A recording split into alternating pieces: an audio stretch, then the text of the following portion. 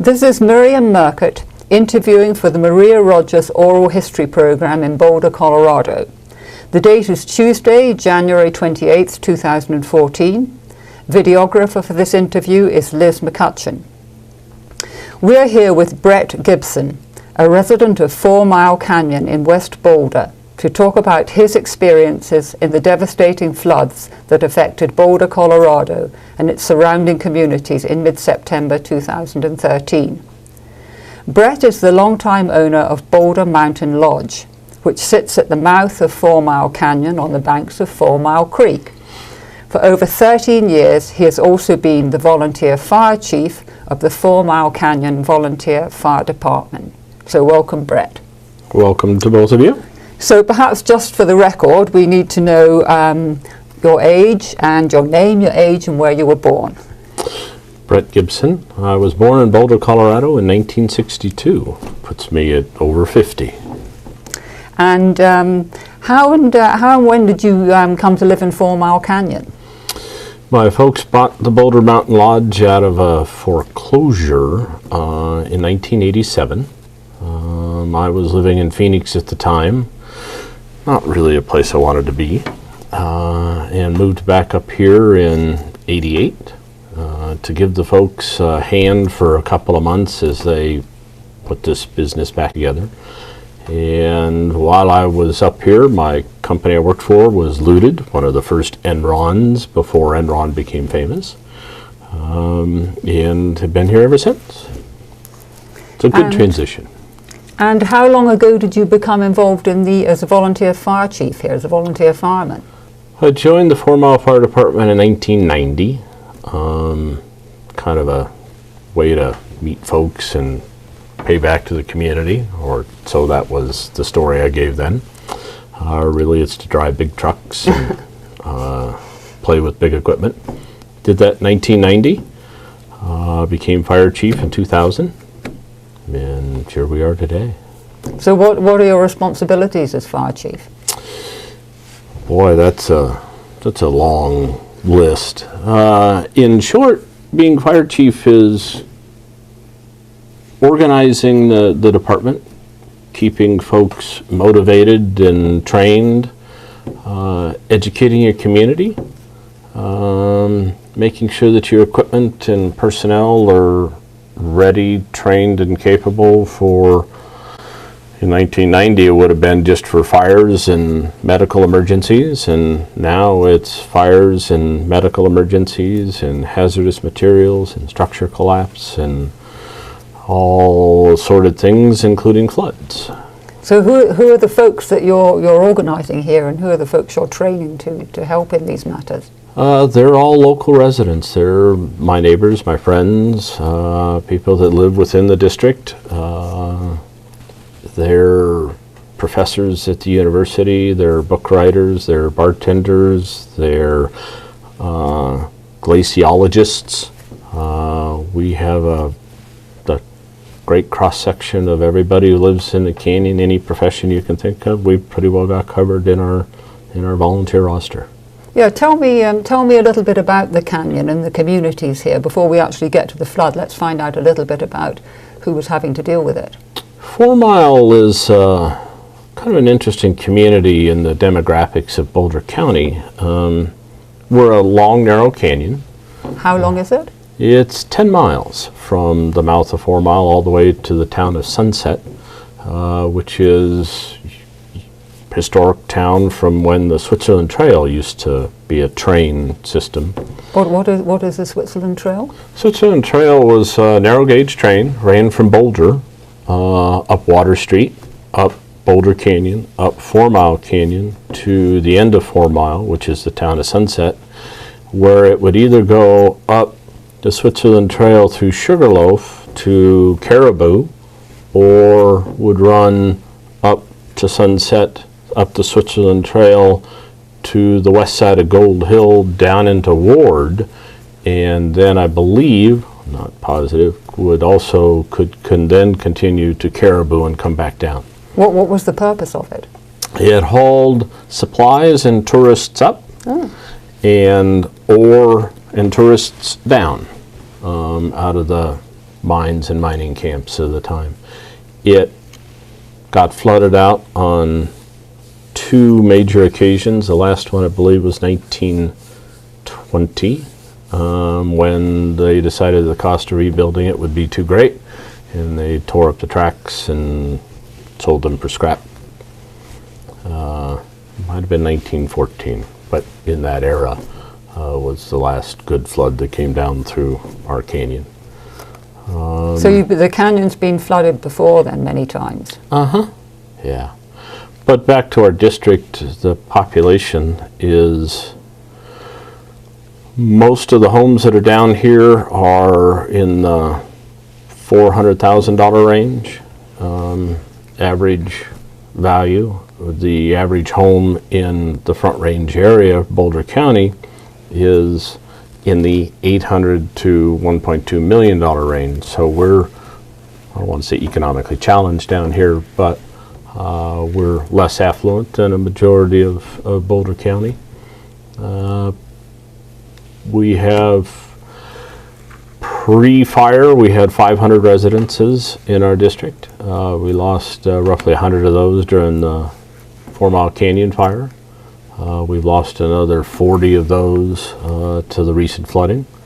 But our residents were single-family homes. We have a couple of duplex, triplex, which is a fancy word for cabins that have been added on to and now have a separate entrance and a separate bedroom. What's the population of the canyon in total? We're down to about 300 homes, and so figure 3 to 4 people per home. We're under 1,000 people live in our district. So tell me a little bit about the geography of the canyon and what makes it susceptible to flood and where it gets where the water comes from. Well, like all canyons, you've got ridges on both sides, hills on both sides, and a creek at the bottom. Fourmile is a little unique in that it's a single drainage. I mean, many of the other, Boulder Creek has South Boulder Creek and North Boulder Creek, and they converge into, but Fourmile runs from the top all the way to the bottom. It's a very long, very steep, narrow canyon. So there is no place for the water to pool or eddy. So pretty much every drop of rain that comes down pretty much goes to the creek rapidly and then passes right by the Boulder Mountain Lodge at the mouth. So tell me, it was the week of September 11th, very prescient, when the rain started. The rain started 5 days earlier. So we had 5+ days of on again, off again rain that saturated the soils. September 11th, in the morning, we knew that we'd reached soil saturation because the scientists told us, but also just good observations outside. When the creek goes from unclear to brown, then you're starting to carry soils into the creek. So your water's running off, it's not soaking in anymore. And we knew that any more rain was going to hit the creek as opposed to being absorbed.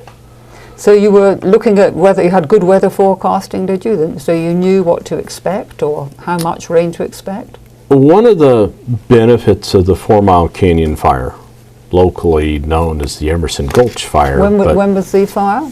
The Emerson Gulch fire, renamed the Fourmile Canyon fire, was September 6th, 2010.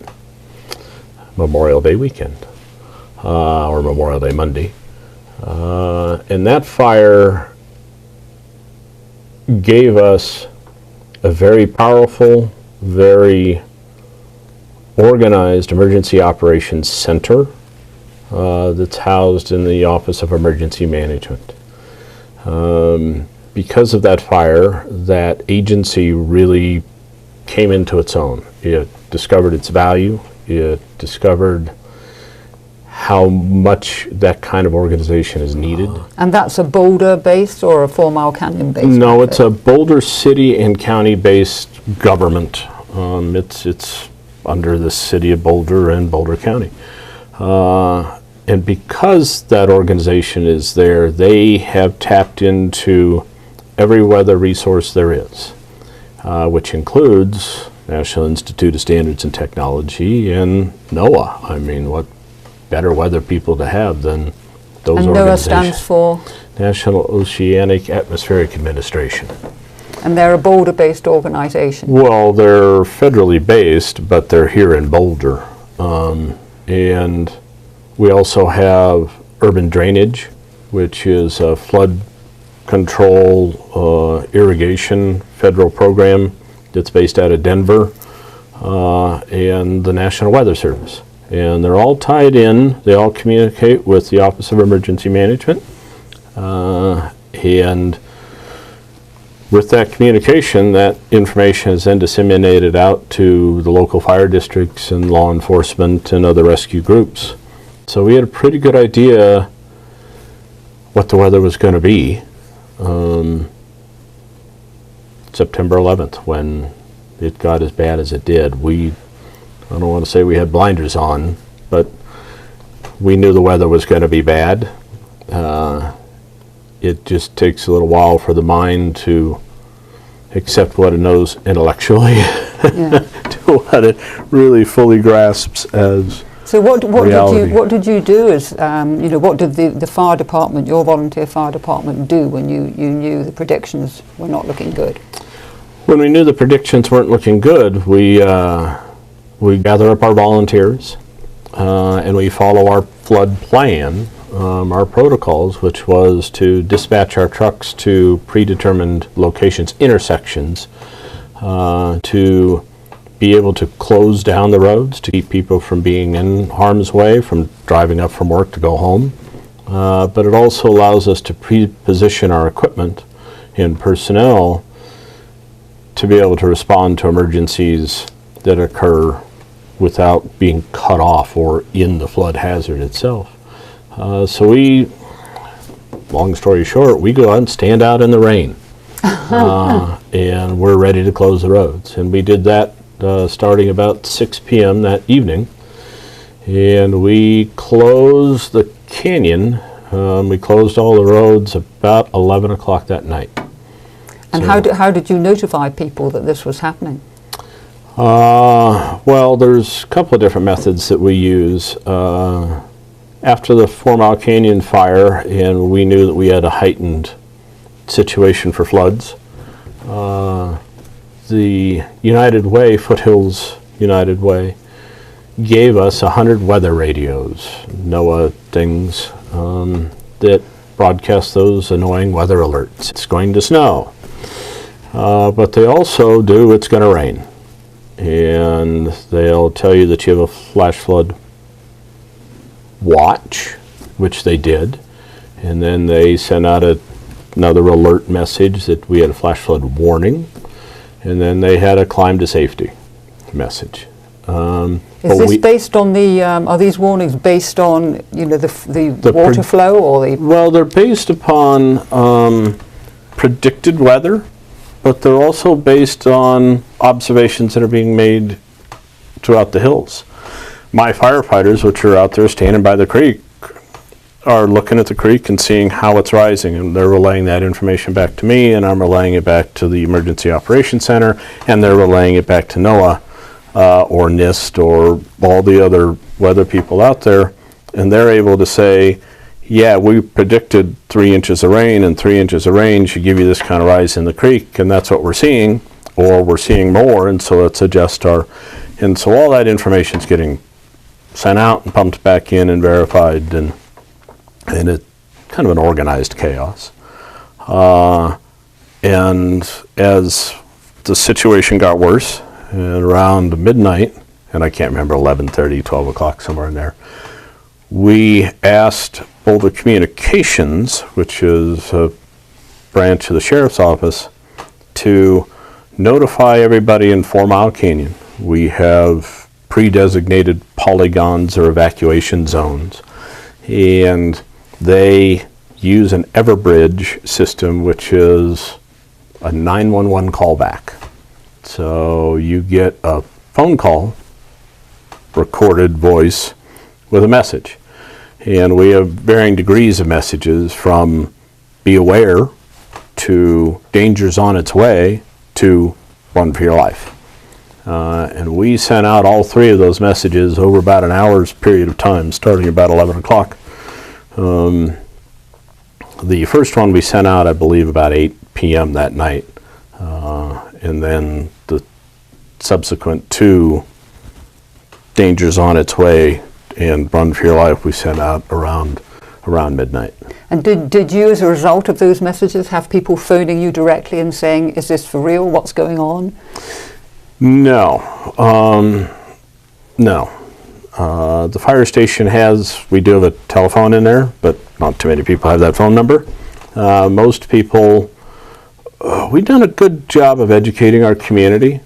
I'm very proud of that. I'm really proud of that our folks took that messaging seriously. So oftentimes as an emergency person, you get cut the trees around your house or get a smoke detector, and people don't really seem to take that message to heart, generally speaking. But the flooding they really took to heart. I think we put out the messaging right after the fire, so people were very open to, you're right, disasters do happen, and they do happen to us. And so folks were prepared. So when we called them and told them to evacuate, they did. And they did their evacuation plan, and they climbed up to their pre-designated high ground spot, or they stayed out of the canyon. So that was part of the education program, was telling people to find a designated high spot? Complete with tying a rope from your back door up to, because it could be at night, which it was, so you can find where you're supposed to go in the dark. From having a community gathering spot as opposed to everybody making their own, because we're tribal and we survive better if we're with friends, family, and neighbors. And so folks did that. And so they were standing out there in the pouring rain, up on some rock faces in the canyon. Is that how it happened? In some cases, yes. In some cases, folks had pre-designated shelter areas to go to. Not all houses are down in the floodway, so they were going to neighbors who were higher up, or they were going to the second floor of their garage, or they were just areas that they had predetermined were safe places to go. And in most cases, that proved true. Not all safe places turned out to be safe. As we discovered, water not only comes down the creek, but it comes down the hillside. And when so there were some people in danger, were there? Yeah, absolutely. What happened to them? Thursday night, when the second wave of rain came through. What date was this? September? That was 12th. 12th, September the 12th. And that was, it was dark, so it must have been around 8, 9 o'clock. The second wave of water came through, and we had folks that were in the town of Salina that the waters came through. They had moved to higher ground to alternate houses, and the mudslide came down from the hill and came through their homes. In the first case, the couple was covered in, buried in debris, mud, rock, tree, gravel, water. The husband was able to dig out the wife. She was primarily, well, she was covered past her chest. It took him a good half hour apparently to dig her out. And they went. Was there no one there to help them? He was on his own? He was on his own. That's probably the hardest part about the flood, is being emergency responders, not being able to get there. we travel on the same roads that you do, and if you can't get through, we can't get through. The creeks were running so high, there was no way to cross them. The rain was coming down so hard, it was impossible to see. And traveling at night is dangerous across the mountains anyway, but in a rainstorm of that magnitude. So we had kept all of our folks in place. We weren't allowing our folks to go out to do rescues. Did you have someone in Salina? We had folks in the area, but in the town of Salina, no. The town of Salina was cut in half, because half is on one side of the road or creek and the half is on the other, and there's really no way to get there by vehicle. And so you're having to hike in either from Sunshine or from Gold Hill, both of which are multiple mile hikes. Our fire station itself had been flooded, and we were forced to evacuate our fire station, which I'll tell you later. But we had that couple, they dug themselves out, and they went to a neighbor's house and discovered that the husband and wife were both buried. They'd gone up to a little rental cabin that they have with their 2 children, and they were buried. The wife had managed to get herself out and was working on digging out her husband with her bare hands. Where were their children? Their children were on the phone to 911 asking for help, and I unfortunately had the task of telling the 911 dispatcher to tell the children that there was no help coming. That's one of the most significant troubles I've had. One of the hardest things I've ever done in my life is to tell somebody we can't get there. Yes. You need to figure out how to dig out your own parents. Yeah. But you couldn't. I mean, you simply couldn't. Reality is intellectually a whole lot different than what goes on in your heart and soul. They were successful. They were able to get themselves dug out. There was some physical trauma involved in doing that, both to the rescuers, but they got out. Yeah. Good. They were able to get out. And then they sought shelter elsewhere and got through the rest of the night, which must have been just an emotional hell waiting for the next slide. I mean, where do you go that it's safe? You thought you went from your home, which you kind of knew was maybe not going to be safe, but you really thought it'd be there. And you go someplace safer to have the hill come through it. And having seen the house a week later, it just was full of mud. There's no back wall, and the house just filled with rock and debris. And so the mud caused as much damage as the water, more damage than the water. In floods, we talk about water, but really the water turns into liquefied earth. You've got rocks the size of cars, you've got propane tanks, you've got dirt, trees, yard debris, kids' toys. Everything that you've got has now been liquefied and is moving down at the speed of water, which in some cases is 25, 40 miles an hour. Stuff just moves. How fast was the creek moving that night? Well, we estimate that the travel time for waves from the junction down to here is about 40 minutes. So that's 6 miles, so whatever that math is. It's, when you talk about in miles per hour, you're looking maybe 15 miles an hour, which doesn't seem that fast unless you're trying to move through it, in which case you're not. It's really fast. So people were simply trying to survive during that night. Mm-hmm. What was the picture in the morning?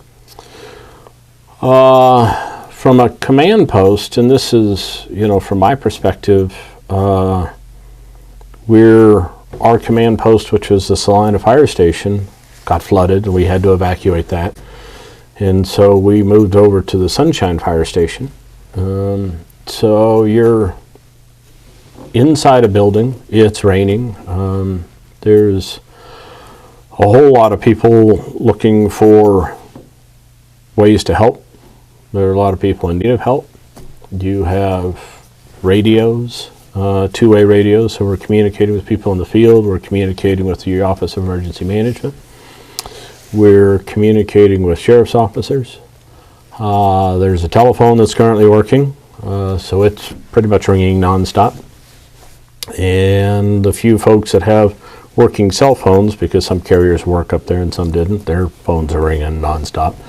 So inside the command post is, well, it's loud and very chaotic, and we're gathering information. So we have a dry erase board with a hand-drawn map of the district with where we know roads are washed out, where we know we have landslides, mudslides, where we know we have houses that have been taken out, destroyed. We have that map up. We have another whiteboard up with just rescues, problems, whether it be, again, a collapsed structure, we don't know if anybody's in there, to rescues that we know are imminent, to rescues that we believe people are just trapped but doing okay. And then we have weather reports. But all of this is inside a building. So my view of what's going on during the flood is all second, third, fifth, 20th hand. Because I've been doing this for a long time, I'm capable of having that image.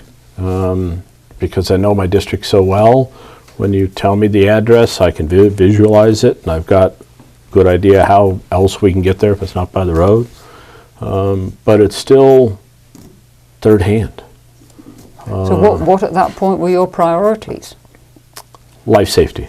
Our priorities at that time was getting rescuers to known critical rescues. So we knew that we had to get rescuers into Salina because we knew that we'd have people buried. And it only makes sense that if you had one person buried, you probably had two. We had 4 confirmed, so we assumed we had more. So we needed to get... So Up back in from battery Salina. changes, we were... Trying to think how to get to Salina. So we were... Our priority mission was to get rescuers into Salina as what we felt was probably the hardest hit area in our district. So we needed to ascertain how to get people in there and then how to get them out. So we were fortunate in having 2 of our firefighters somewhat trapped originally, but pre-positioned on the north side of Fourmile Creek, west of Salina, which puts them on a hill called Melvina.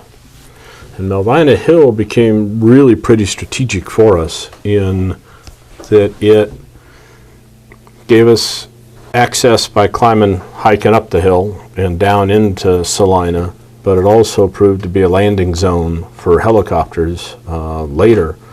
But we hiked we were preparing to hike in a team. Who was in the team? Well, that's actually a great flood story. We were preparing to send in a team, and when you put a team together, you need local knowledge, but you also need skill sets. So you need people who are good with ropes, you need medical, you need people who are familiar with the area, people who are familiar with the residents that you're going in with, and then you need somebody to lead them. And those are specific skill sets, and not everybody possesses them. And we're putting together a team, and there's some in the command post. I'm in command, and in the fire world, emergency response world, very paramilitary. So you're commander, you are the last word. We had, the sheriff had set up an incident management team for all the drainages, all the districts for Boulder County, and this incident management team in wildfires becomes the boss. We'd never really experienced a flood like this since these teams, these organizations have come into place, and so they didn't really know how to handle this from a command standpoint. The representative that came up from the command, the county command, thought he was in charge, which creates conflict, which is not something you want to have during an emergency. But we had this conflict. And one of the federal rules is you don't use civilians for rescue operations, for fire operations. You don't use civilians, only trained emergency personnel. And generally speaking, that's a good rule. But the definition of an emergency is it's something that overwhelms an individual's capability to respond. The definition of a disaster is it's an incident that overwhelms the rescue agency's ability to respond. Well, we were in a disaster. I can see that. You get creative. We were utilizing civilians. We had a team of civilians show up very bright and early, and they're there Friday morning, and they have a specific request. They want to go into the town of Salina to rescue a wife who's also pregnant, and a couple other folks that they had identified through social media. They'd been able to communicate via the internet the depth of their trouble. This is both good and bad. Sending loved ones in is always questionable because they're not always clear-headed. So you can send them into danger. This team, however, were surprisingly well qualified. First, they came in and they asked permission, which to me shows an understanding of the system and an understanding that maybe they weren't the best suited. The other part that said they were suited is that they were Army Rangers. So they have some training that surpasses a lot of our training, and they're physically fit. One of the Army Rangers was an Army flight nurse, which gets them right up there to doctor level, not quite. The other one was an educator on search and evade. So he teaches people how not to get caught behind enemy lines and how to hike around for a while until you can get rescued. So he's got some backcountry knowledge. They were pretty well outfitted with their own rescue equipment and medical gear. My counterpart from the county team was demanding we don't use civilians. So we kind of had to lock him in a closet, which is an interesting thing to override somebody or bully them out of the way during, again, a rescue operation. But we put together this team. We gave them communications equipment so they'd be in contact with us. We gave them some local people to work with, some of our firefighters, so that they'd have local knowledge and extra muscle. And we sent a team down into Salina from Gold Hill. So they had to hike along. We drove them up Sunshine into the town of Gold Hill and down to a spot that they could start hiking in to get them into Melvina Hill so they could then hike down into the town of Salina themselves. And it's still raining at this point? It is still raining. Still more it's Friday morning, and we're anticipating an additional flood event to occur. So this is Friday the 13th? It is Friday the 13th, yes. And we sent in this 8-man team. They got to Salina. They identified that there were medical needs, but nothing critical. We had some broken ribs. We had some collarbones that were probably fractured, but nothing life-threatening. Because of the rain, we were unable to fly them out. So the team broke in two. Half went on to another mission, and half stayed and gave aid and comfort to about 25 folks in Salina. Made sure that there was a house and it was safe, and they kept people corralled with pets, and made a plan for evacuation when the weather broke. The other half of the team went to the top of Melvina, and by using a local contractor and our folks, we cut in a landing zone so that we could get helicopters in when the weather cleared. So the purpose was to evacuate the injured people? Yeah. So our team went in to get 4 and came out Saturday with 25. We used that landing zone that was created by our people and civilians. We evacuated people out of Wall Street. That's another small community. It's another small community that's located about 6 miles up Fourmile Canyon. And we evacuated people from the junction, which is kind of a mix between Wall Street and Salina. It's that zone between the two communities. Was Salina the hardest hit of all the places in the canyon? Salina was, yes, the hardest hit. And that's kind of a relative term. We lost houses in other parts of the district, but it was the most concentrated of devastation. We didn't lose anybody in our district. By luck, by perseverance, by tenacity, and sheer willpower, people stayed alive through really bad 48 Perhaps some hours. of your advanced training too, though, I would say. Our advanced education, our early education, taught people to respect the water, to be prepared, to have a plan, to stay together. And yes, I'm a firm believer that not only the education, but people's acceptance, people taking that education, taking action based on it, saved lives. Absolutely. You mentioned some of the people obviously had pets that they were trying to save as well. Was there also a livestock issue too? I mean, we do have some livestock, not a lot. There's horses. We don't have any cows, but there's, a couple other assorted critters. But most folks had dealt with their critters beforehand, so it was primarily household pets that we were dealing with. When the opportunity came to start flying folks out, the chopper pilots don't like to have four-legged critters in their craft because they pose a significant safety hazard. An 80-pound German Shepherd running around terrified because the sound of a helicopter, the movement of the helicopter is just not something we want to do.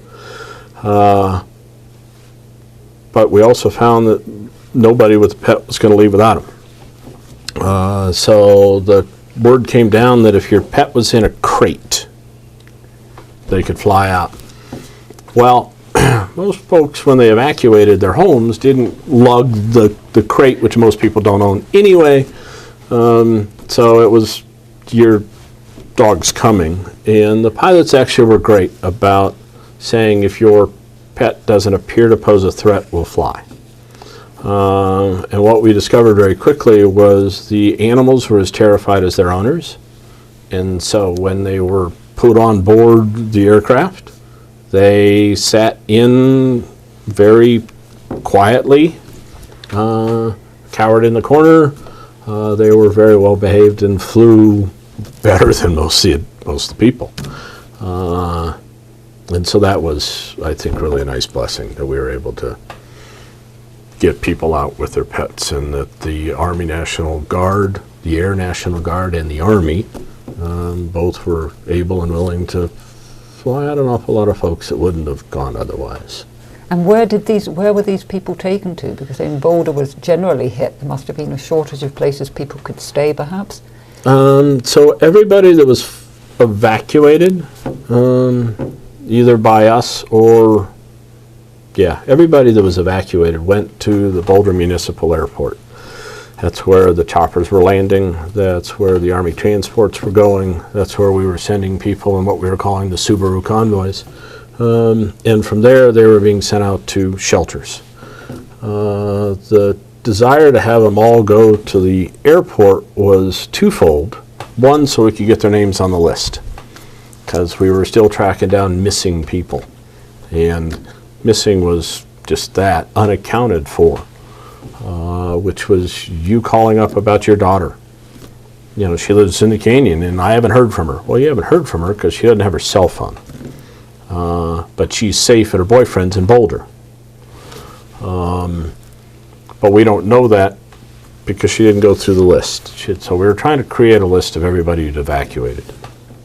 And the shelters then also provided food, clothing, warmth, and a safe place to stay until the shelters got flooded out, which several of them did, and so even the shelters were being relocated, which is another somebody else's story out there.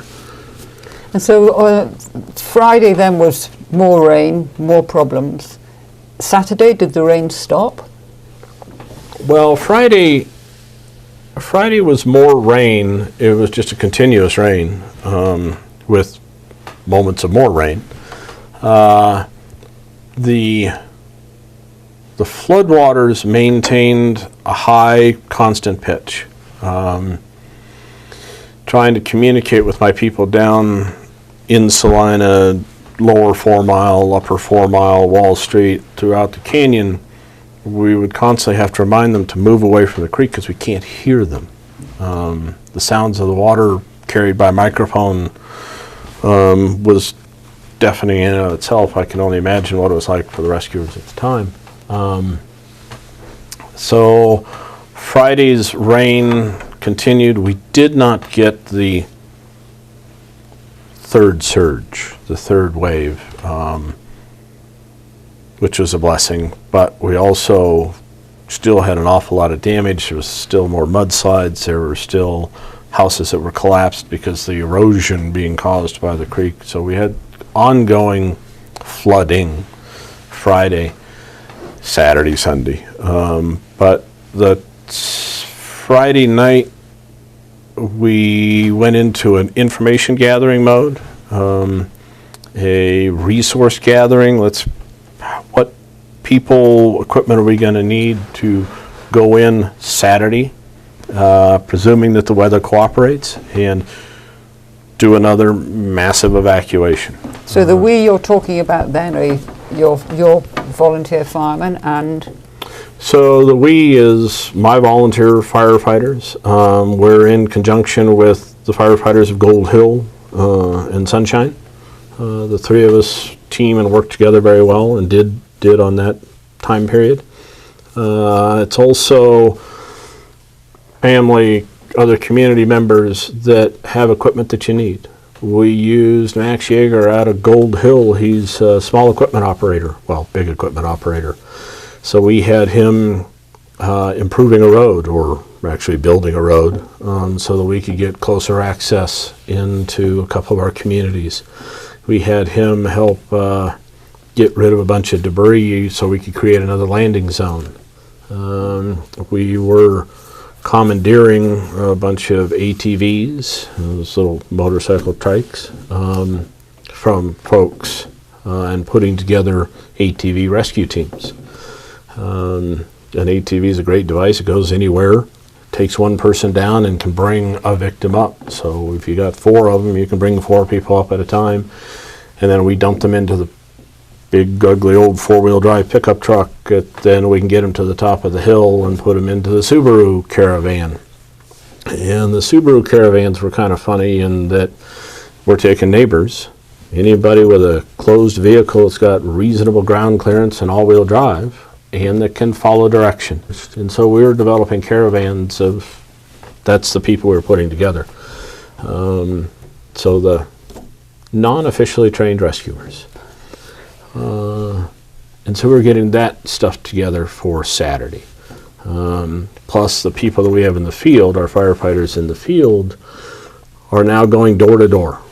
We're had them trying to touch all the doors Friday, which just wasn't possible, but we were trying to figure out a plan to get them to be able to go and touch every single door Saturday, so that we knew that we'd covered our entire district. And to develop a plan of, if you can't get across the creek here, where can we have you hike to get you flown out? Where can we have you hike to so we can drive you out? So we were developing those plans Friday night, and so we... And of course, in the background to all of this, there was your own business, of course, Boulder Mountain Lodge. Did you have a chance to give that any thought, and what was happening there? Wednesday night, when I left the lodge, and my customers, and my wife lives here, and my daughter, and my mother-in-law at the time. There were people staying in the lodge, were they? You had visitors? Yeah, an active business. Yeah.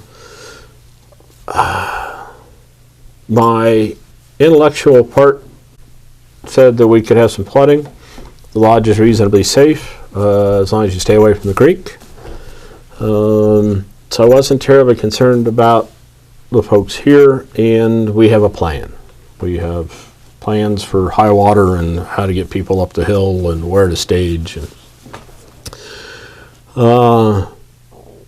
Wednesday night, when we started getting some reasonable flooding, Thursday morning, bright and early, because of weather predictions, because of the amount of damage we'd already suffered in the district and countywide, this wasn't just a single drainage event.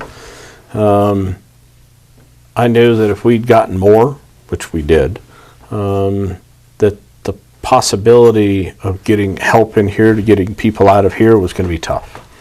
So I decided to evacuate the lodge, which meant evacuating my family, my customers, at that time, my mother-in-law, who's blind and deaf, getting her, we got to find some place where she can stay, that my wife can stay with her, and which in the scope of things seems very minor, but since it's your family, it's a pretty major deal. Where did they go? They ended up staying at the Boulder Outlook, which is an exercise everybody ought to do in their community. Think about where you can go shelter that's safe from whatever calamity it is that you're thinking about, whether it's fire or flood or civil unrest. So the Boulder Outlook Hotel took quite a lot of people? Yes. My family and many of my residents here stayed at the Boulder Outlook. We took my family down there, and then I went right up to the command post. It's hard to leave your house. It's hard to leave your home and kind of close the door behind you as you leave, there's somebody around to turn the lights off sort of thing. But it's also really hard to leave your family. I mean, you've taken them to a different shelter. You've uprooted them and moved them, and now it's okay, again, you're on your own, but you're in a worse place than you were before, and see you tonight, I hope. Yeah, that's a difficult thing to do. But the lodge was substantially okay? The buildings were fine. When we left Thursday, the creek was running high, the bridges were in good shape. When I got reports Thursday day, Thursday night, Friday, we weren't sure if the bridges were intact because the water was running so high and debris, and it was kind of hard to see. My wife called me Friday morning up at the command post, which one, to get through on the phone was kind of a miracle, but then the other was, your wife's on the phone. It's kind of one of those, it's a great thing to hear from you, but I know you're only calling because it's bad news. She was calling both out of humor, but also out of concern. CNN was airing a segment about the floods happening out here, and she recognized the rather large play set that we just installed that was floating down the creek. So it was an indication of the level of damage that we were suffering. And so she was wondering how bad it was, and of course I didn't really know because I wasn't here, and secondhand reports, but now I had a somewhat confirmed report that the water level at our place was probably 10 feet higher than normal. which if you think about where your home is in relation to whatever creek it is that's near you, 10 feet's a lot of water. So when did you have the first opportunity to come back and look at the lodge and see what actually had happened? Sunday,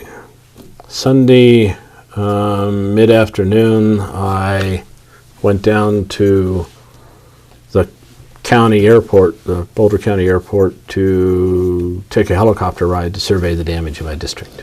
And we flew over here, and I was able to see it from the air, and see that the buildings were intact, the bridges were intact. Could get to the bridges because the creek was between the bridges and the road. But that at least gave me the feeling that we would be back. And then we flew up the canyon. And as you flew up further up the canyon, the destruction became worse. And so the feelings that you have, or I had at that time, were mixed. You have the knowledge that you're going to be back and that some of your neighbors aren't. So you have kind of a survivor's guilt. You also have just from being in the command post, I knew it was bad. But again, that was that secondhand knowledge. Seeing it firsthand was tough. I'd gotten a lot of camera phone images, a lot of assorted pictures, and I knew in my head how bad it was. But when you see it at 200 feet off the ground, then you can see 15 homes at a time, and you can see a mile stretch of the road, and you can see the depth and scope of the damage. It was overwhelming and very hard to take. And then we kept flying. I mean, yeah. You see communities and you have a hard time recognizing where the houses are in that community because the big old blue house, it's in the wrong spot. And then you realize that it really is moved, and it's moved a half a mile down the creek. It's like, oh, that house should be up there.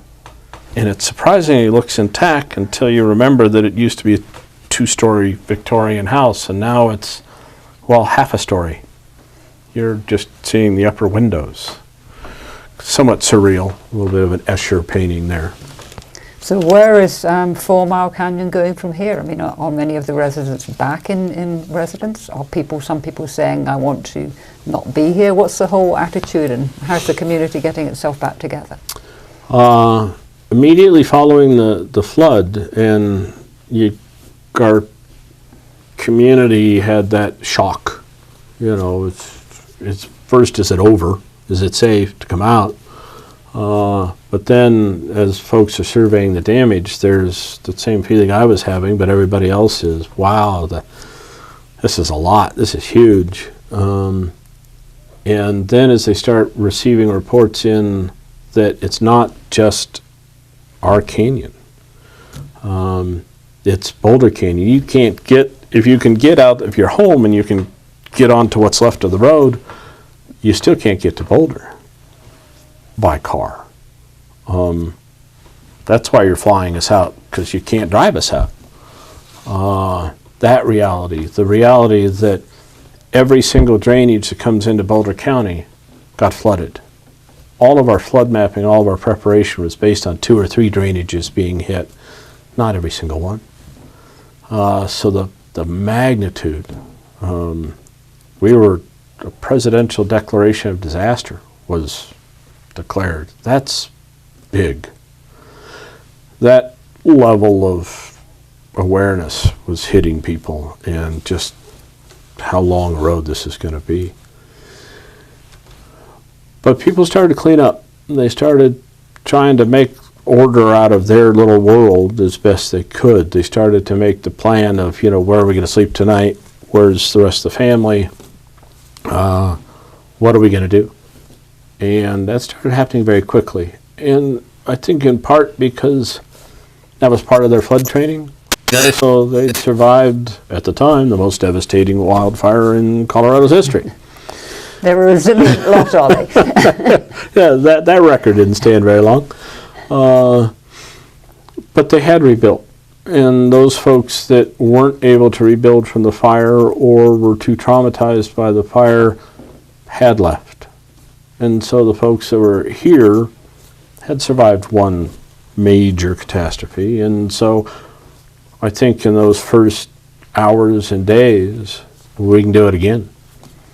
Not to, to not ignore the emotional side of it, which of course is very great, but from a pragmatic and financial point of view, what sort of financial help are these people getting to rebuild their homes? That's a answer that probably runs the full spectrum. You have folks that were financially okay to begin with, who had good, stout insurance, both on their structure, but also FEMA came along and charitable groups came along, and so some people did well. Other folks had no insurance, weren't financially viable to begin with, and the emergency assistance from both the feds and local charities is enough to get you by today. None of them are designed to rebuild you, put you back where you were. So there are some folks out there who are simply devastated, and others that aren't. Yes. Well, Bret, thank you very, very much for reliving these experiences, which must be very, very difficult for you, and certainly for all the people in the canyon as well. But we appreciate all that information. So thank you very much for your time. I'd like to leave you with one good rescue story. Sure. Friday, we sent rescuers out to a house, the Garnetts. They live in a hard-to-access place to begin with. And we sent that team in. They had to hike in from Gold Hill. It's about a 6-mile hike, pretty rugged terrain. They get down to the structure, check in on Roger and Carol. They're both in their 80s. And after being offered tea, were asked if they could come back tomorrow around, say, 2 o'clock. Our team graciously said, yes, we'll get back here sometime tomorrow. And we doubled the size of the team that came in Saturday because Roger needs to be carried out. So we sent in two litter teams. They showed up around to appointed time, where Roger and Carol got loaded up along with a fair amount of their belongings because they weren't coming back anytime soon. And the team hiked them out. And that's, again, about a 5.5 mile carry where, 6 guys are carrying, and Roger's not small. And they get them hiked out. I needed to go to Gold Hill to make contact with Max Yeager, excavator, to get another road built, and went to the Gold Hill Inn to see if I could find him. And there, Roger and Carol are standing at the bar, glass of wine in hand, going, hey! It was a surreal moment to know that we had to hike them out, and here they are. Anyway, it was one of the pleasures. Well, it's great to end up on a positive note. Yes. Thank you. Yes, thank you.